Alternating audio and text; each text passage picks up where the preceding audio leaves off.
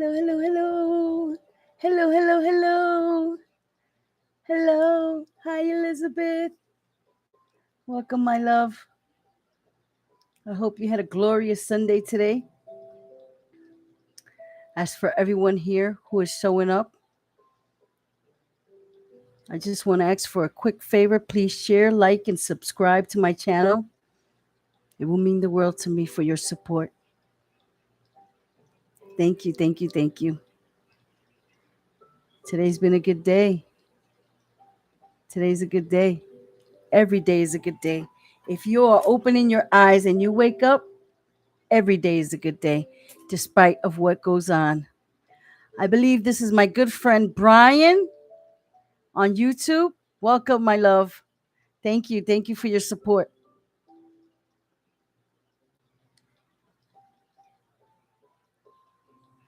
Yes, Brian, lawyer. Yes. Yes, Brian. I had a very good day. I had a very good day at the Puerto Rican Festival yesterday.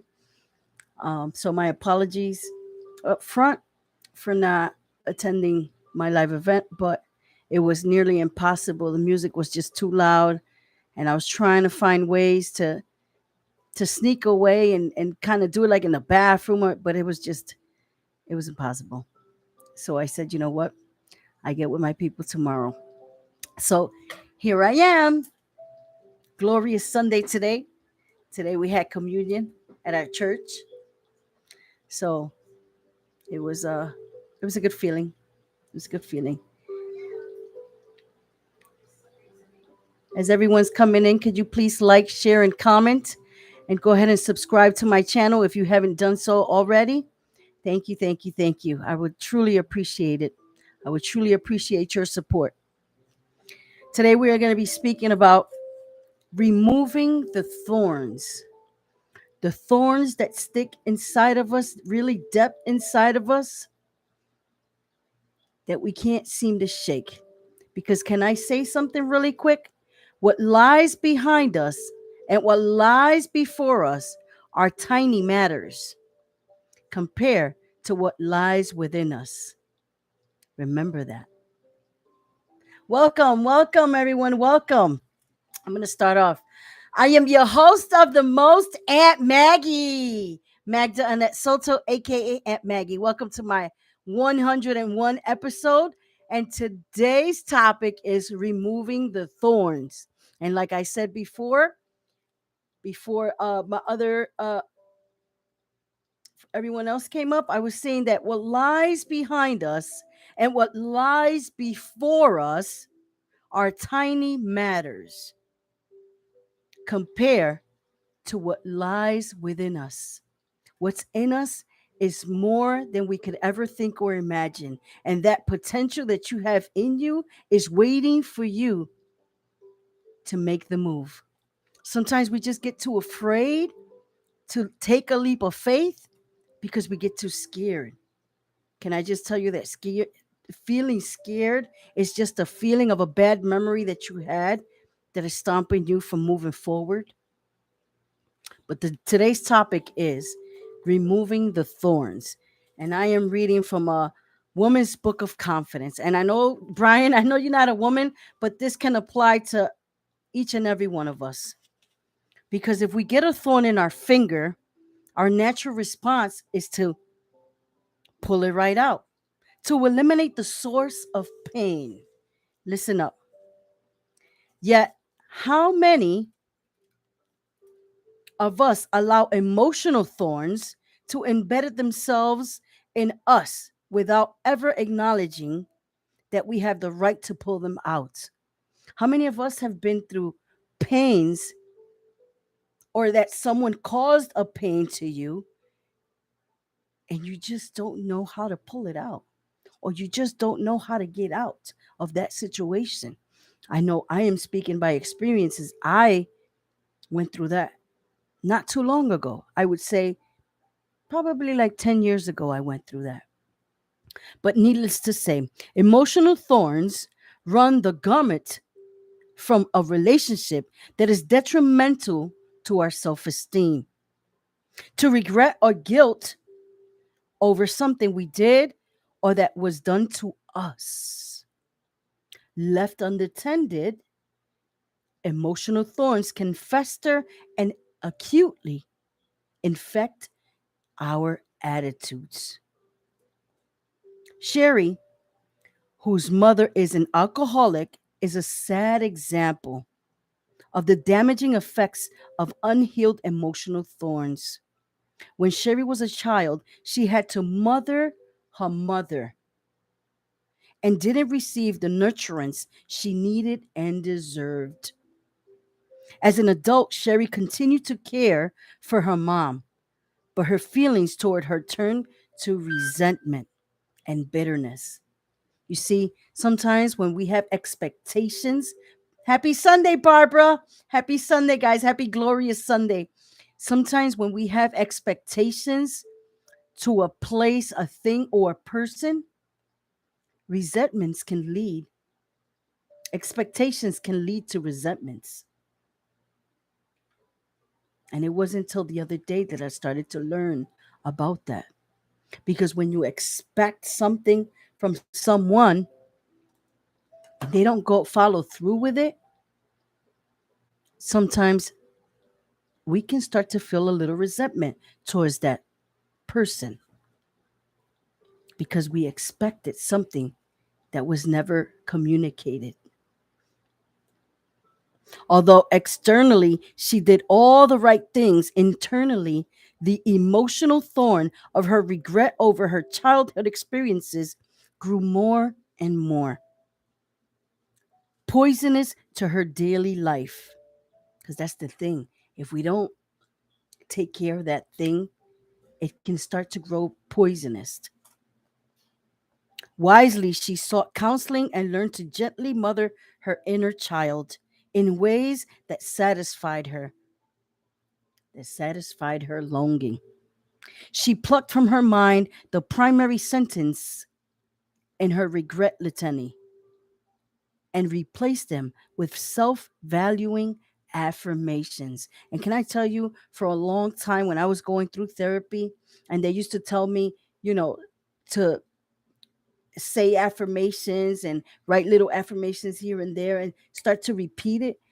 Long time ago, I used to think that was the stupidest thing ever until I started doing that myself. And it does rewire the software that's in our brain because in repeating everything, the repetitiveness is what breaks the trajectory of you feeling a certain way throughout this whole time. And it started implementing that for my life and it started making a difference. So when I open my eyes, as soon as I say thank you, thank you, thank you, I look at myself in the mirror and say, hey, beautiful. Because for a long time, I used to look at myself and criticize myself because we can be our own worst enemy. I can start saying, oh my God, you look so old. Oh my God, you look so fat. Oh my God, because we can be our own worst enemies. And then words have power. Whatever word you talk about and whatever you say that comes out of your mouth, it has power. But I didn't know any of this. I didn't know any. Hi, Elaine. How you doing, Mama? I hope all is well. I didn't know any of this until I started to learn about it and I started practicing it. Because the thing is that when you start to make changes in your life, we have to practice them every single day in, day out, day in, day out. Because one day that you stop doing that thing that's pushing you to whatever goal or dream you have, it's that one day you're going to fall and you're going to get too comfortable and you're going to fall right through the same patterns. And this is what we must break. Jeez, I forgot to put my phone in vibrate. Boy, sorry, y'all. My apologies. We have to break those patterns, and we get to break those patterns when we start implementing and practicing these things for ourselves. So she also learned to set boundaries. I didn't know how to set any boundary. I didn't even know what boundaries were at one point. Because in our culture, it's hard to learn about boundaries when you are told what to do at all times And then they use the guilt trip so much. In my culture, they guilt trip you to do certain things all the time. And so, because you don't want to make somebody feel bad, or you don't want to hurt someone's feelings, you tend to get caught up in that. And then you start resenting that. And then you start to feel a certain way when that person comes around, or when they start to ask you a certain thing. But when you have boundaries and you learn how to follow through with your boundaries, and you start to have self esteem and you start to respect yourself, this is when you start to see the changes. They might not like it in the beginning, but this is why communication is such key. When you start to explain to them what's going on with you, why are you saying no, or why you just don't want to do that certain thing, they can understand it a lot better than you just saying no. The tonality of your voice. I was told that my tonality of my voice was very broad, like they thought I was angry all the time. And no, I'm not an angry person, but I can come across as an angry person. So I had to really check myself and have some self evaluation on my tone of voice, because just the tone on your voice can misinterpret your whole conversation. So that's key. So there's a statement in the Bible that goes something like this: You have the right to remove yourself from those who are vi- vig, vexactions, vexactions to your spirit. Today, she limits her caregiving of her mother to only that which she can do without resentment. She now supports herself when she is in need, and encourages herself to remember that she has the right to remove emotional thorns. Intuitively, we know who and what is good for us. If we listen to ourselves with appreciation and trust our wisdom rather than create judgments about our frailties, we'll know when it's healthy for us to remove our emotional thorns, and will give ourselves permission to do so. I encourage myself to heal. I have the courage to remove painful emotional thorns. And that was the emotional thorn uh, strategy there, story. Yes, but Barbara, it was hard for me to say no, because they will start to bring up old stories, or even start to bring up their favors that they used to do to you. Oh, well, then remember when I used to do this? When you don't, and they guilt trip you in such a way that at the time, because I didn't have any no knowledge on how to say no, because it was hard for me. And I believe a lot of people go through this, of that word no is hard to say when you get manipulated.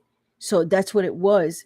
Uh, I was getting manipulated to do certain things, because they would bring up a little task or something that they did for me. So they will make me feel guilty, like I had to repay them. But it wasn't until now that I understand the power of no. And exactly. But remember, Barb, I didn't have any self esteem. My self esteem was this big. So now that I'm starting to learn about self esteem, I love myself, I respect myself. I know that I am a temple. This is the temple of God. And by having this temple of God, I get to respect myself. See, because now that I'm learning that that word have to needs to get removed from our vocabulary as well, because we don't have to do anything.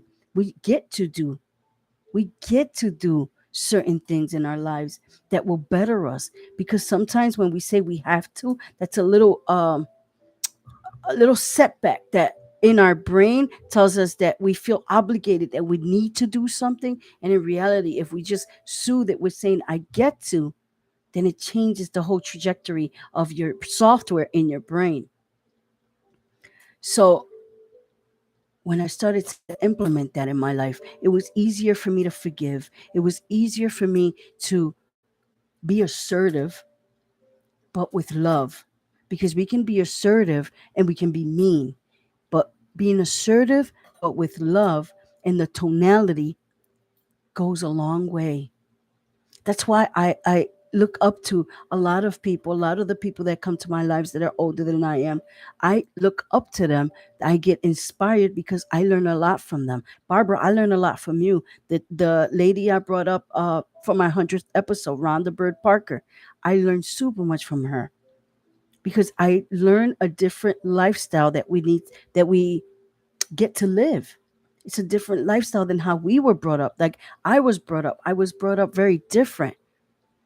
So having people here that are older than I am and just living different ways because it's a whole cultural thing in my life. Everyone is different and I love it.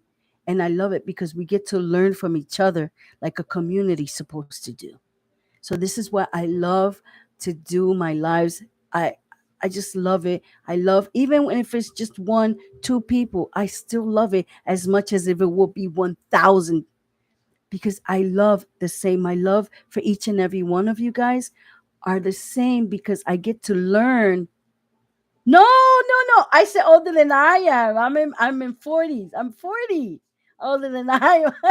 No, not at all. I wish when I get to that age, I want to look like that because you, my love, are looking fantastic, flawless. I love it. I love it. So back to of the way I was raised a certain way, so I get to learn from each and every one of us, just like I hope. Woo, get it, girl. 56. I didn't want you to put it down, but it's an honor and a pleasure because when I get that age, I want to look as good as you.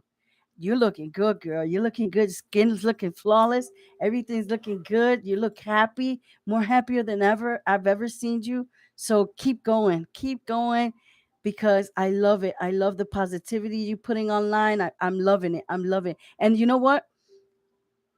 People get to learn from each other. We all get to learn from each other because we all want to be noticed. We all want to be seen. We all want to be heard. A lot of times people go by day to day lives without speaking a word to anyone, and they get home and they get depressed because no one said hi to them or no one acknowledged them. That's why I make it my business to say good morning to everyone, to bring joy, to be the beacon light that the Lord, my God, gave me to do. Because this is the thing. If we had love, unconditional love in this whole world, the world wouldn't be where it's at now. There's such a lack of love, a lack of understanding that is why the world is the way it is. It's a lot of hurt. And so I'm making my business to love each and every one of them, despite where you are. Because if God can love his neighbor and he can love his disciples, when Peter denied him, when they did what they did, when the ones that crucified him, he still said, please, God, forgive them, for they don't know what they're doing. And he loved us. And that's the one thing he gave us. He gave us that word: love your neighbor like yourself. The love, unconditional love, is what we lack here in this world.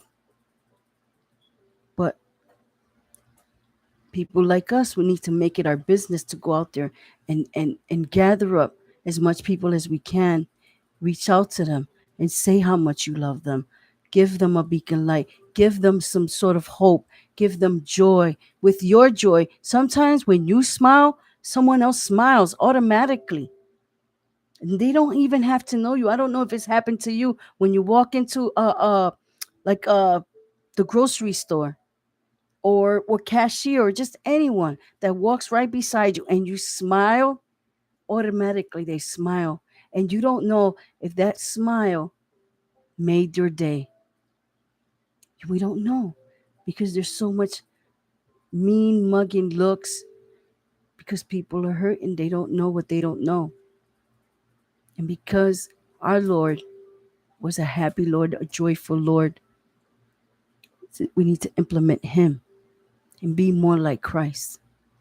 It's hard in this environment, in this cruel world, but if we can ask him for strength. Dios te bendiga también, Susie. Welcome, mommy. If we can ask him for strength to walk us, to protect our steps, to protect our walk, to protect our peace, our aura, and have Him hold on to Him like nothing you've ever held on to before, I promise you, the answers, the prayers that you are looking for will be answered. Because I had that. The Holy Spirit was telling me that today at church. We had a wonderful service. A girl speaking about her testimony on how when her first marriage, they came to United States. She's from the Dominican Republic, and she married her husband. They didn't have anything. They didn't have transportation. They didn't have no jobs. They didn't have no money.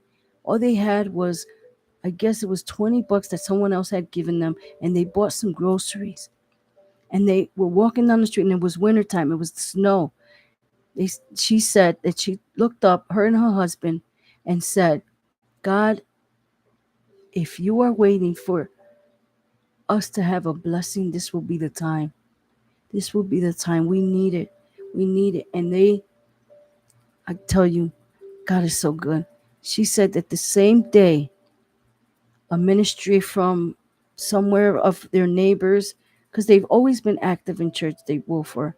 So some ministry came over with groceries. A couple of them took out their pocketbooks, blessed them with some money. And then the church that we belong to now, Bethel Christian Fellowship, asked them for their bank account, and they put in a huge amount of money that they were able to go and buy themselves a car.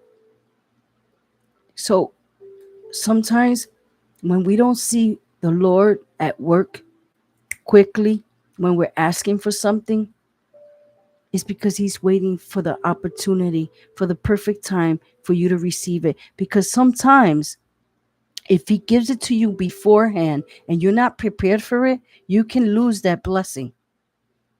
It's like if a dad gives a 5-year-old child a key to the cars for them to go drive, they can go kill themselves. Well, that's the way our Father treats us. Remember, He's our Father. He's always looking out for our benefits, for our good. So He will never give us something that's going to hurt us. He's always going to find the perfect opportunity when you are able to receive it and are well equipped for you to go through with the blessing. I've been praying for certain things in my life, and He's given it to me in little increments. But at least I am seeing little hope so that I don't lose the hope, and I know that it's coming. Because the last thing we need to lose is our faith.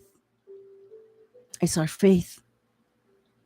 If the faith can move mountains, can you imagine what it can do? Like, I have faith that heaven will come to earth. I have faith that there will be peace on earth, that the Lord will come and gather His people and there will be peace on earth. I have faith on that. I have faith that everything's going to turn out in His glory, in His name, and His honor, because He has everything under control. It may not look that way. We may not see it in our eyes, but it's in the Bible. It says, lean to His understanding, not to our own understanding. Lean to His, not to our own. Because if you believe in supernatural powers, God is supernatural. He does things that we can never see because God is not human. If He would be human, could you imagine? Humans make mistakes. We are weak. We are weak in the flesh. So let's thank God that He's super powerful, supernatural God. And when He has His way, because He is the way maker, we have nothing to fear when we're holding on to Christ. Nothing at all. I know. But what about the sickness? What about monkeypox? What about there's certain things. There's 7 plagues that are supposed to be coming out. It says it in the Bible in the last chapter, Revelations. Everything that is happening, it's already written. We have to remember history starts to repeat itself because the world is round and we go round and round and round. That's why we sometimes have to be careful when we're looking up, because since the world goes round, you don't know where's up. We must close our eyes and have faith and ask Him. Ask Him whatever it is. He can put the period to the sentence of the prayer that you were asking him for. It says, be at rest and he will bless. But you need to be at rest. Fix your eyes on Christ and you will see how your life will be unfolding. Fix your eyes on him. Have faith that everything will turn out exactly the way you want it to. Because you see, whatever you think about and think about, you bring it to your life. So if you're thinking about negativity, negativity will follow you. If you're thinking about the worst will happen. Remember this. So when you're thinking about, you want things to turn out to be your way, whatever you touch is prosper and succeeds, and you start to declare and decree promises of the God, and you start to speak it to your life, because we can speak life to ourselves, and you can speak it to yourself, and you speak it out loud. That's when the Holy Spirit starts manifesting and starts moving things, and things will turn out to be in your glory, because it's his glory and his honor, but it will turn out to be in your favor. This is how he works. This is how he works. He's perfect. And because we are his masterpiece, we are the master's piece. He made you. So if he made you, he doesn't make junk. Then know that you are perfect in his eyes. You are perfect in his eyes. Know this. And I came to tell you today that whatever you are praying for, whatever you are asking him for, it will come to flourish.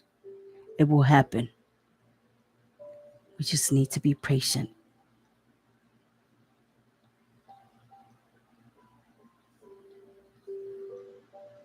Just need to be patient sometimes. Be at rest to be blessed. Just keep that in the back of your head and your subconscious. Let me be at rest because I know that my Lord, my God, will come through. He always does, right on time. He's never too late or never too early. He's always right on time.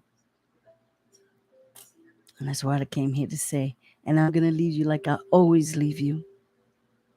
If you believe, you can achieve.